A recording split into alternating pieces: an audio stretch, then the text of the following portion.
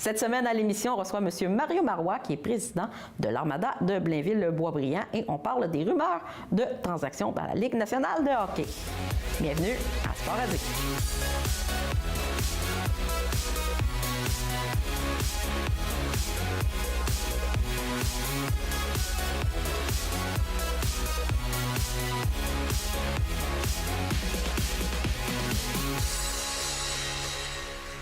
On est de retour cette semaine avec nos deux chroniqueurs, Frédéric et Maxime. Comment ça va cette semaine? Ça va et toi? Ça va bien. Ça va bien de mon côté aussi. Puis on va justement aborder le sujet des transactions, puisque ça approche énormément le 25 février prochain. Et il y a plusieurs équipes donc qui sont dans les rumeurs, plusieurs joueurs également. Nous, on va se concentrer sur le Canadien pour débuter aujourd'hui. Est-ce que le Canadien, selon vous, va bouger? Même si on a mentionné qu'on n'irait pas là, justement chercher des joueurs nécessairement de premier plan. Le Canadien ne bougera pas, selon moi. Puis comme tu as parlé justement tantôt, il va peut-être faire quelques échanges à la Dale Weiss, Christian Folin, mais je ne crois pas qu'on serait prêt à échanger des gros joueurs. On ne veut pas sacrifier le futur, justement, pour l'équipe qui nous surprend cette année. Oui, hein, parce que justement, on a un beau futur quand même dans les derniers mois que le Canadien a vraiment fait des belles acquisitions pour des jeunes joueurs. Justement, on pense à Kotkaniemi, on pense à des joueurs comme Suzuki et tout ça. Donc, ce serait peut-être risqué d'aller chercher des joueurs de location où on va les perdre par la suite probablement à la période des joueurs autonomes. Exact. Moi, je pense que ça va être plus du moyen à long terme. Il parlait récemment du défenseur Cam Fowler avec les Ducks d'Anaheim. Justement, sa valeur est à la baisse, fait que ce serait le temps d'aller le chercher. Ça serait vraiment un très bon choix pour justement améliorer la défensive. Là. Mais tu en parles de Cam Fowler. Est-ce que le Canadien devrait trouver le moyen d'aller chercher un défenseur gaucher qui va rester avec l'équipe pour plusieurs années, comme justement le défenseur des Ducks? Oui, ça serait mieux d'aller chercher un joueur comme ça que d'aller justement gaspiller des choix ou des jeunes pour un joueur de location. Mais que serais-tu prêt à sacrifier pour ça? Pour Fowler, bien, moi, je pense qu'un jeune comme, malheureusement, comme Hudon, peut-être un choix de première ou deuxième ronde. Ben, non, il ne donnera pas un premier choix. Un deuxième ronde, peut-être un jeune espoir, puis Hudon, je pense, pour aller chercher Fowler. Ça va être un petit mal de cœur. Et même encore là, on en parle beaucoup que la valeur en ce moment des joueurs est énormément élevée. Donc, je pense que même un joueur comme Hudon et des choix au repêchage ne serait peut-être pas suffisant. On parle beaucoup dernièrement d'Artturi Lehkonen qui pourrait être échangé, sacrifié si on veut, parce qu'il est bon en défensive, mais en attaque un petit peu moins productif. Donc, peut-être que Lehkonen serait un joueur qu'on pourrait sacrifier, si on veut, pour le Canadien? Ouais, ça pourrait le faire, Lehkonen.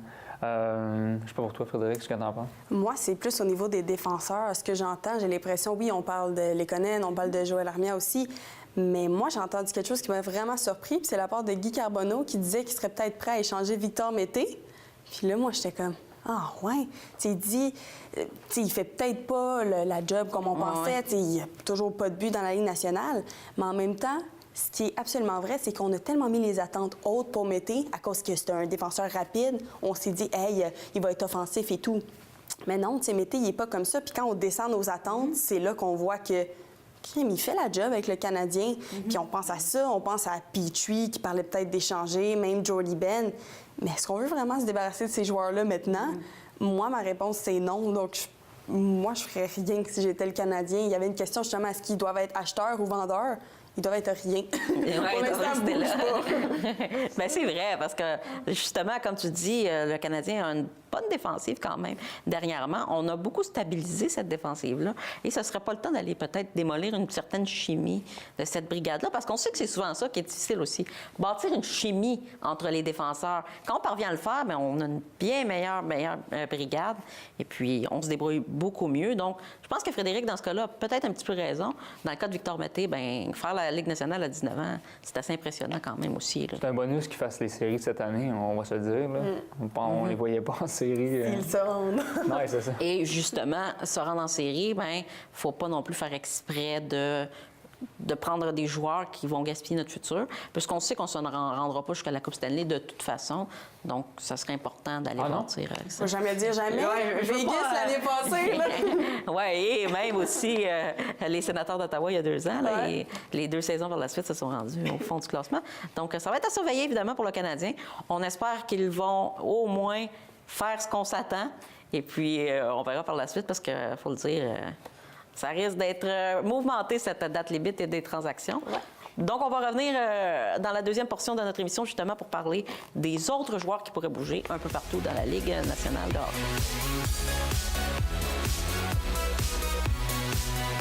Pour notre entrevue de cette semaine, on retrouve le président de l'Armada de Blainville-Boisbriand, M. Mario Marois. Très content de vous recevoir cette semaine à l'émission. Oui, bonjour. J'aimerais qu'on parle de l'année de transition, si on veut, du côté de l'Armada. On a entamé, si on veut, un certain processus de reconstruction. Mais qu'est-ce que vous visiez exactement dans votre reconstruction?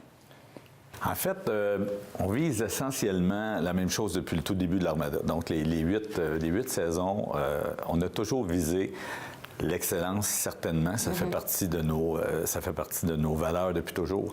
Vous savez, notre marché ou notre valeur de détail n'est pas une plomberie et pas de la restauration. On travaille avec des jeunes adultes de 16 à 20 ans. Donc, hyper important dans notre façon de faire, de travailler toujours en fonction de l'excellence, de bons jeunes, à les aider à devenir de bons adultes, bien sûr. Donc, essentiellement, les points visés sont de les aider à performer dans leur vie de tous les jours, performer au hockey, mais performer aussi comme personne. Donc, on est là pour les aider, que ce soit au niveau scolaire, que ce soit au niveau du travail qu'ils ont à faire sur la glace, hein, parce que bien sûr, il faut les aider à devenir et à devenir de bonnes personnes, mais de bons joueurs, les aider à performer le plus possible et surtout de les aider à atteindre leur rêve tel qu'il soit. Parce que, je vais vous donner un exemple, les 2 dernières saisons où on a atteint des finales de la Coupe du Président, on a beaucoup parlé du fonctionnement des joueurs, mais on a parlé du fait qu'Alexandre Alain, que Barré-Boulet, que Batterson ou que Pierre-Luc Dubois ont atteint... Des athlètes, absolument, mais étudiants aussi et tout ça. Étudiants. Donc, on a beaucoup entendu parler de leur performance sur glace, moins de leur performance scolaire. Et ça, pour nous autres, c'est aussi hyper important parce que quand on parle de rêve, on parle aussi du niveau scolaire. On a une politique scolaire très, très serrée. Donc, cette politique scolaire-là, prenons exemple à la fin de la saison, quand un joueur comme Alexandre Alain termine la saison en disant « Moi, là, j'ai fini dans les meilleurs compteurs de la Ligue. J'ai terminé le joueur étudiant au pays. Le meilleur joueur au pays, il faut le faire. Là, et ça, les rêves, il y en a que c'est de parvenir à jouer un jour dans la Grande Ligue. Il y en a d'autres que c'est d'être médecin ou d'être un autre métier quelconque. Donc, dans nos buts, on les aide dans les projets visés, dans les buts visés. C'est ce qu'on fait au jour le jour. Et sans oublier la performance sur glace qui est hyper importante pour nous, pour eux, mais aussi pour nos partisans, pour nos partenaires, parce que ces gens-là nous appuient jour après jour, année après année. Donc, ça fait partie de nos buts visés là, chaque année. Et justement, pour développer ces joueurs-là, ça prend un homme, que ce soit derrière le banc, comme directeur général, qui peut aider ces jeunes-là à le faire. On avait Joël Bouchard pendant plusieurs années. Il a quitté avec le Rocket de Laval, mais on est allé chercher un homme, Bruce Richardson, qui devait justement assurer une certaine suite dans la progression de ces joueurs-là. Absolument. Les 2 gars ont de très grandes similitudes. OK? Ce sont des travaillants, ce sont des personnes dévouées qui travaillent, des forcenés, des connaisseurs de hockey qui se donnent jour après jour, semaine après semaine. Pour parler de Bruce, parce que c'est vraiment lui en ce moment qui fait partie, qui a la grosse job de reconstruire cette équipe-là. Bruce, je me souviens, est arrivé, c'était 2 jours, puis il y a une personne du personnel d'entraîneur, un entraîneur adjoint qui est venu me voir pour me dire « Tu sais que ce gars-là est né pour être un Armada. Né pour être un Armada chez nous, ça veut dire que tu es un travaillant, ça veut dire que tu es une personne dévouée, familiale, avec des valeurs très, très précises. Parce que, tu sais, tantôt, tu disais, le côté scolaire est hyper important. Ouais. Si l'entraîneur n'embarque pas dans ce sillon-là de l'importance de la politique scolaire, on est un petit peu dans le trouble. Parce que la nouvelle politique scolaire est tellement serrée que si les joueurs ne la suivent pas, ils ne joueront pas. C'est à ce point-là. Donc, l'entraîneur embarque dans tout ça et Bruce est un gars de valeur, de respect, qui connaît son hockey. Hein? Le gars a joué au hockey professionnel, a joué en Europe, a même été joueur-entraîneur en Angleterre. Donc, il connaît beaucoup, beaucoup son hockey et c'est un travaillant acharné. Je pense qu'on est en bonne main pour les prochaines saisons. Oui, justement, on a échangé plusieurs joueurs là, lors des dates limites des transactions, puisqu'on veut justement entamer ce processus de reconstruction. Et ça fait partie du processus. Donc, il faut comprendre du côté des partisans que c'est pas pour nécessairement détruire l'équipe, mais c'est plutôt pour avoir un futur encore mieux lorsqu'on aura une équipe plus compétitive comme l'année passée, par exemple. Oui, absolument. L'Armada a jamais vécu ce processus-là dans les 7 premières années. On a toujours été une équipe assez stable au milieu ou top de peloton. Donc, effectivement, puis tantôt, les joueurs que je nommais, on a perdu, pour employer ce mot-là, qui n'est pas le vrai mot, mais en quelque part, on a perdu l'année passée 5 piliers dans une équipe. Ben oui. Quand tu dis que ces gars-là, tu en as 2 qui sont dans la Ligue nationale, 2 dans la Ligue américaine, tu perds des gros joueurs. Donc oui, effectivement, le processus de restructuration, de reconstruction, on est en plein dedans. Et tout le monde travaille fort. On est à peu près où on voulait être. Est-ce que tu me demandes si je voudrais avoir une coupe de victoires de plus? Bien sûr. Probablement. Bien sûr. Mais ça, tout le monde en veut des victoires de plus. Mais non, absolument. Et l'équipe d'entraîneurs, on a Jean-François Fortin, Alexandre Jacques et Max Zayanko qui sont demeurés, donc qui fait déjà partie de l'Armada depuis longtemps. Nouvel entraîneur avec Bruce, nouveau DG avec Pierre Cloutier. Et tout le monde travaille dans le même sens, là, comme on a toujours travaillé, là, en fonction de, effectivement, les prochaines années, de dire go, on retourne parce que le but ultime est toujours de soulever la coupe. Oh, oui, puis on souhaite le plus de succès possible, évidemment, Absolument. pour chaque gens qui construit l'équipe. J'aimerais qu'on parle aussi de l'implication dans le dossier de la prévention contre le suicide dans la région des Laurentides. Donc, à quel point c'est important, justement, pour une organisation d'être impliquée auprès de la communauté de cette façon-là? Écoute, tu touches un des points les plus importants pour notre équipe. Tu vois, encore cette année, là, nous sommes impliqués dans environ 18 à 20 causes à tous les ans. Et l'implication pour l'Armada, c'est vraiment une implication hyper importante, hein, que ce soit pour la prévention du suicide, comme tu dis, mais que ce soit avec Moisson-Laurentide, que ce soit avec la persévérance scolaire, avec le cancer du sein, et je pourrais en nommer comme ça une panoplie. On ne fait pas que mettre notre nom puis dire on est beau, on est fin, on est impliqué. Donc, c'est vraiment plus que ça. Notre implication sociale, communautaire, on est vraiment là. Je vais te donner un exemple parce que tu parlais de la prévention du suicide. Quand on est devenu porte-parole cette année, on était au lancement, les joueurs étaient là, les joueurs sont présents, les joueurs ont eu une certaine formation pour dire on est capable du moins d'aider un jeune qui est dans un problème pour être capable de dire écoute, va vers cette personne-là, va demander de l'aide, va. Et ça, on le fait dans toutes nos causes. On est présent partout. Les joueurs, tu sais, le hockey junior a tellement évolué, oui, sur patin, mais a tellement évolué à l'extérieur de la glace que maintenant, les joueurs, là, oui, jouent au hockey. Les joueurs s'entraînent, les joueurs vont à l'école, vont au cégep. Ouais. On a des professeurs sur place, ils viennent avec nous, que ce soit pour donner des conférences dans des écoles, que ce soit pour participer à des projets communautaires. Les gars travaillent extrêmement fort, l'équipe administrative et de coach aussi. C'est là qu'on dit que le mot Armada, et je le répète souvent, le mot équipe prend tout son sens. On est vraiment une équipe dans tout le sens du mot et c'est hyper important. Et depuis le départ, on l'a vu, l'Armada, depuis qu'elle est dans la région, bien, il y a de l'implication, il y a tout ça. Donc, c'est vraiment important pour la population d'avoir des joueurs qui le sont des exemples, si on veut, pour les jeunes. Et je pense que vous le faites super bien au fil des dernières années. Et les gens nous le rendent très bien. Bien, merci beaucoup, M. Marois, pour votre présence à l'émission. C'était donc le président de l'Armada de Blainville-Boisbriand. On se retrouve dans quelques instants avec notre chronique.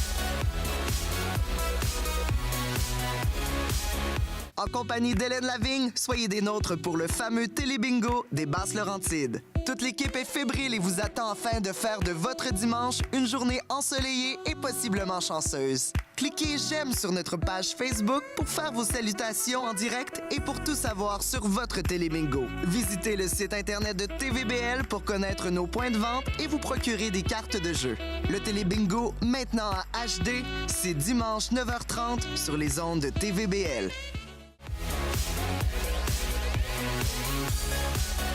On est de retour pour la deuxième portion de notre chronique analyse avec nos deux chroniqueurs, Maxime et Frédéric. Donc, on voulait parler justement des joueurs qui pourraient bouger aux quatre coins de la Ligue nationale de hockey lors de la date limite des transactions. Et il y a un joueur probablement qui pourrait le plus bouger là, à cette journée des transactions. On parle de Matt Duchene avec les Sénateurs, qui est dans une situation un petit peu nébuleuse, mais qui risque probablement d'être échangé d'ici ce 25 février. Oui, tout à fait. Bien, Matt Duchene, le talentueux centre des Sénateurs, a été acquis récemment de l'Avalanche du Colorado. On sait que les Sénateurs ont payé vraiment cher pour ses services, mais là, on s'en est parlé récemment. On sent vraiment que Duchene intéresse les Jets de Winnipeg qui sont prêts à se départir de leur premier choix pour ses services. Ils ont fait justement la même chose l'an dernier pour acquérir Paul Stachny des Blues de Saint-Louis. On va voir cette année, mais je pense qu'il y a un gros intérêt envers le centre. Oui, parce que comme tu dis, du côté des Jets, on souhaite mettre la main sur un deuxième centre de qualité après Mark Scheifele. Tout à fait. Donc, Matt Duchene serait probablement le meilleur candidat, puisqu'il n'y a pas beaucoup de joueurs au poste de centre là, durant cette date limite des transactions. Donc, le joueur des Sénateurs qui pourrait probablement bouger, effectivement. Effectivement, tu as bien raison. Moi, je pense aussi qu'il s'en va avec les Jets. Je pense que toi aussi, tu es d'accord. Oui, on est tous d'accord. J'ai un sentiment que c'est le joueur qu'on est presque tous sûrs qui va aller à la même place. Les autres, c'est un peu plus ambigu. Oui, mais c'est ça. C'est difficile pour les Sénateurs, justement, parce qu'on perd nos joueurs au fil des ans. On parle de Carson, Hoffman, etc. Et là, il y en a un autre, peut-être même, qui pourrait bouger. C'est Mark Stone en plus. Ouais. Ça serait une grosse perte, là, vraiment, là, pour les Sénateurs. C'est sûr, ça serait vraiment pas super génial pour les Sénateurs, perdre un autre joueur de talent comme ça. Je pense qu'il y a pratiquement plus de points que Duchene cette année avec les Sénateurs. Donc, on est prêt à l'échanger peut-être, mais où? Donc, c'est où qu'il voudrait aller? Peut-être, là, je sais qu'on parle de Duchene avec les Jets, mais qui sait, peut-être Stone avec les Jets, si sa ville natale, en plus, il vient de là-bas. Mais sinon, je dirais les Bruins. Moi, je pense que je dirais peut-être les Bruins, peut-être Nashville. C'est tellement ambigu, justement. Mais moi, oui, je lance les Bruins. Je sais pas si vous êtes d'accord ou... Moi, plus ou moins, parce que je pense que les Bruins vont plus aller chercher un joueur qui peut frapper. Un joueur physique, un joueur qui a l'habitude là, de jouer avec une rivalité qu'on sait qu'on se prépare probablement pour le Canadien ou les Maple Leafs. Donc, je pense que de ce côté-là, un peu plus qu'on regarde les Browns, par exemple, un joueur comme Michael Ferland, peut-être pourrait-il être acquis par les Browns, un joueur qui peut marquer des buts et qui est très physique. Effectivement, les Bruins, peut-être les Pingouins. Oui, peut-être aussi. Ils sont serrés sur leur match, je pense, les Pingouins. Sont vraiment. Ouais. Sinon, pour les Bruins, je suis totalement d'accord, ils auraient besoin d'un top 6. Ils ont vraiment besoin. Puis je pense qu'ils ont un intérêt de se départir de Jake DeBrusk. Et malheureusement, il ne répond pas aux attentes pour cette année. Là. Mais dans un top 6, ils ont vraiment besoin, justement, pour améliorer un certain équilibre dans leur offensive. Parce que c'est juste la première ligne qui fonctionne pour le moment. Mais on va voir pour le reste. Là. Mais Mark Stone, ou même Wayne Simmons, on en a parlé justement. Aussi. C'est un attaquant de puissance, justement, qui pourrait se ramasser avec les Bruins. Ou éventuellement peut-être une autre équipe. Mais... Oui, puis surtout que c'est un droitier, Wayne Simmons, donc les Bruins pourraient l'être intéressés. J'avais vu beaucoup dans les rumeurs qu'on parlait du côté de Wayne Simmons, du Lightning de Tampa Bay.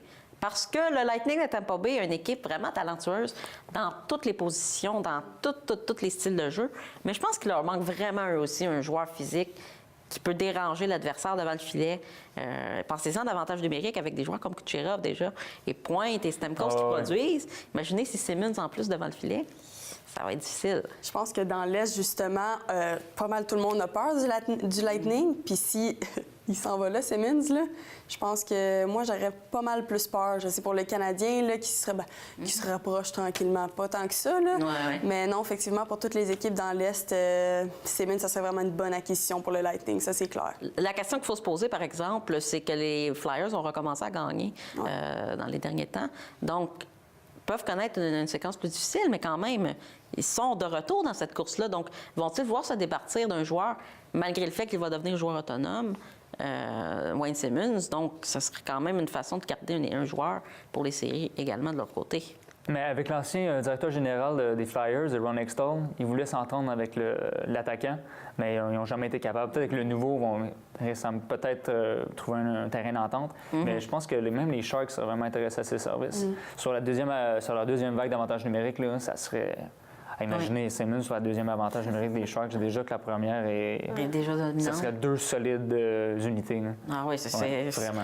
Honnêtement, il y a des très, très bons joueurs. Moi, j'aimerais aborder aussi le sujet peut-être des Blue Jackets de Columbus, parce qu'il y a 2 joueurs dernièrement qui font beaucoup parler dans les rumeurs.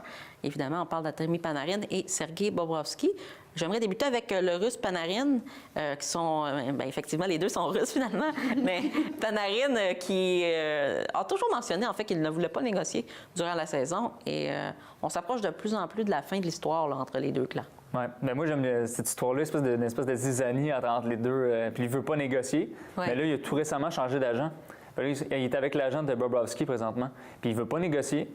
Mais j'ai l'impression qu'il veut rester pour le moment. Il veut tout donner ses efforts avec le Lightning. Avec les Blue Jackets, excusez-moi.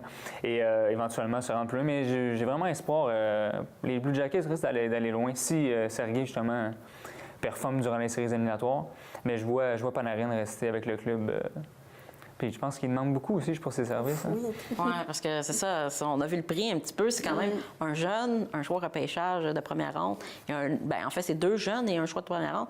Donc, vraiment, les Blue Jackets sont gourmands. Est-ce qu'ils vont être en mesure d'aller chercher à ce point-là une transaction avec toutes ces demandes-là? Je pense pas. Puis surtout, on pense à Bobrovsky, on pense peut-être à la Floride qui voudrait aller le chercher, mais qu'est-ce qu'ils sont prêts à payer? Bobrovsky, il vaut beaucoup trop. D'après moi, il va pas bouger d'ici la date limite des transactions. Ouais. Les 2 joueurs vont rester avec les Blue Jackets. Bien, moi aussi, j'ai l'impression. Et on parle de gardien de but. Il y a aussi peut-être du côté des Oilers d'Edmonton que ça ne va pas très bien. Non. On a signé un contrat avec le gardien Mikko Koskinen. Donc, est-ce que Cam Talbot est appelé à quitter les Oilers aussi de son côté? Moi, je pense que oui. Donc, on t'a parlé de la prolongation de contrat à l'autre gardien qui était dans la KHL avant. Donc, on s'entend que moi, c'est sûr que Talbot s'en va. Puis, en ce moment, il y a un des pires pourcentages d'arrêt de la Ligue. Donc, il ne performe pas à sa hauteur. Puis moi, je me dis peut-être, on ne sait jamais, mais peut-être comme 2e à Vegas. On sait Avec jamais. Fleury, on ne sait jamais. Ouais. Peut-être la Floride, sauf que je pense que la Floride a plus ses yeux sur Bobrovsky. Donc, Ouais. mais peut-être, je dirais à Vegas, à la place de Malcolm Subban. Comme 2e, ça pourrait faire bon travail pour aider un peu Fleury, surtout qu'ils sont bien placés justement pour les séries. Là, ça pourrait les aider. Et puis, je pense que Cam Talbot avait été un petit peu surévalué au départ. Quand il était avec les Rangers, les Oilers étaient très contents d'avoir fait son acquisition. Mais est-il vraiment un gardien numéro 1 dans la Ligue nationale? C'est une question qu'on peut se poser, qui est difficile. Mais comme tu le dis, du côté de Las Vegas, avec un Marc-André Fleury qui est en feu et un Cam Talbot qui est là pour le seconder vraiment avec des départs de qualité, ça pourrait être une bonne chose pour les Golden Knights là, en série. Mais du coup, parce que Talbot n'a pas été chanceux non plus avec une défensive Effectivement. aussi médiocre que ça des Oilers. Il était bon la première année. Il a été fumant, justement, ça a permis aux Oilers de se rendre quand même loin, même de faire les séries. Ce qu'ils ont manqué depuis plusieurs années. C'est ce qui est un petit peu décevant, oui, mais Exact. effectivement, Cam Talbot, qui n'a pas la défensive nécessairement très solide pour lui, qui va peut-être lui permettre d'aller loin ou justement d'être échangé. Moi, je voulais aussi, finalement, aussi aborder les défenseurs, peut-être. Est-ce qu'il y a des défenseurs qui pourraient bouger, selon vous? Moi, j'ai le nom de Doug Hamilton, par exemple, en Caroline, qui est peut-être un défenseur en surplus, si on veut, avec la qualité qu'on a du côté de la Caroline. Je sais que Edmonton disait qu'il serait peut-être intéressé à aller le chercher, sauf qu'Edmonton, en ce moment, est proche des séries, disons, mais est-ce qu'ils vont réussir à les faire? Est-ce qu'on veut vraiment réussir à avoir un bon défenseur quand l'équipe, en ce moment, ça ressemble pas mal juste à 2 joueurs, Draisaitl et McDavid? Effectivement. Donc, est-ce que ça va vraiment servir à quelque chose, le ramener ici? Moi, je pense pas que... Peut-être Edmonton, mais je suis pas convaincue encore. Oui, mais il y a très peu de défenseurs quand même sur le marché là, des transactions. Cette année, oui. C'est sûr qu'on parlait de Cam Fowler tout à l'heure. Sinon, dans l'Est, qui y aurait d'autres? Pas beaucoup, honnêtement. c'est ça. Je pense que c'est pas mal les seuls joueurs parce que sinon, c'est des joueurs de profondeur. Donc, je pense pas qu'il y a beaucoup d'équipes qui vont aller chercher des défenseurs, à moins que les Oilers, comme Frédéric le mentionne, veulent s'améliorer rapidement ou attendre à l'été. C'est ce qu'on verra par la suite. Et on pourrait peut-être aussi terminer avec le nom de Mats Zuccarello du côté des Rangers de New York qui risque peut-être de bouger. Lui, ça va plus ou moins bien là, du côté de New York. Lui, je le verrais plus avec les Bruins, en fait. J'ai l'impression que ça ajouterait de la vitesse. Puis un gars de caractère, je pense que ça pourrait bien compléter la ligne à Krejci. Mais je sais pas ce que tu en penses. hein. Non, effectivement. Moi aussi, Bruins ou La peut-être vitesse. Calgary. Oui, Ouais. on a oublié J'avoue. Calgary, c'est Ouais, vrai. Calgary, Il ouais. semble que plusieurs fans aussi, j'ai entendu une histoire comme ça, que plusieurs fans allaient le voir puis dire hey, je veux ton autographe rapidement avant que tu sois échangé à Calgary. Puis il était comme wow, Ah, ouais, Calgary, attends c'est une minute, fort. là. Je suis pas prête à ça. Mais ouais, peut-être dans l'Ouest canadien, je pense que ça pourrait faire un bon travail. Puis les Bruins aussi, je suis vraiment d'accord avec toi, un joueur de caractère de même. On sait que les Bruins ils aiment ça, les joueurs de même. Donc, ouais. Ça fait beaucoup de noms à retenir, effectivement, pour cette date limite des transactions. Évidemment, on carbure que par ça du côté de Montréal. Donc, on espère qu'il va y avoir du mouvement durant cette journée du 25 février prochain, qui est la date limite des transactions. Bien, merci beaucoup à vous deux pour cette semaine, encore une fois. On va être de retour avec le calendrier de la semaine. Cette semaine, pour le calendrier, on débute avec le hockey de la Ligue nationale de hockey du côté du Canadien de Montréal qui va disputer une semaine très importante là, pour la suite de la course aux séries éliminatoires. Ça débute donc le 21 février au Centre Bell, alors que les Flyers de Philadelphie seront donc en ville dès 19h30. Évidemment, c'est une équipe là, qui suit le Canadien tout près au classement, donc un match très important. Ensuite, on retournera à Toronto le 23 février prochain face aux Maple Leafs. Ce sera un match disputé dès 19h au Scotiabank Arena à Toronto. Par la suite, il y aura un match face aux Devils du New Jersey. Le premier de deux matchs en 2 soirs du côté du Prudential Center dès 19h. Et le lendemain, on va visiter les Red Wings de Détroit à 19h30 au Little Caesars Arena, un aréna là, tout neuf d'à peu près 1 an. On poursuit avec le hockey junior, donc alors que l'Armada de Blainville-Boisbriand sera dans les Maritimes cette semaine. Donc, on débute avec un match le 22 février. On va visiter les Titans d'Acadie Batters, les champions en titre, dès 19h au centre régional Casey Irving. Le lendemain, on va disputer un match face aux Islanders de Charlottetown, aussi à 19h, mais cette fois-ci au Eastlink Center. Et un troisième match en 3 jours sera donc face aux Mooseheads de Halifax dès 15h au Scotiabank plutôt Center. Ensuite, on termine avec le hockey junior 3A des Panthères de Saint-Jérôme qui vont avoir 2 matchs cette semaine. Donc, on débute avec le 15 février face au Collège de Longueuil, donc à 19h30 au Colisée Jean Béliveau. Et 5 jours plus tard, donc le 20 février, on va accueillir la Révolution du lac Saint-Louis à 19h à l'Aréna régionale de Rivière-du-Nord. Donc, ce sera un match à domicile. Alors voilà, c'est ce qui complète notre émission de cette semaine. On espère que vous avez apprécié encore une fois notre contenu et on vous invite donc à poursuivre votre belle séquence avec nous chaque semaine. On vous rappelle qu'on est sur les réseaux sociaux, donc au nom de Sporadique sur Facebook et notre site web, le www.sporadique.com. Merci à tous d'avoir été là cette semaine et on vous lance le rendez-vous la semaine prochaine pour une autre édition de Sporadique.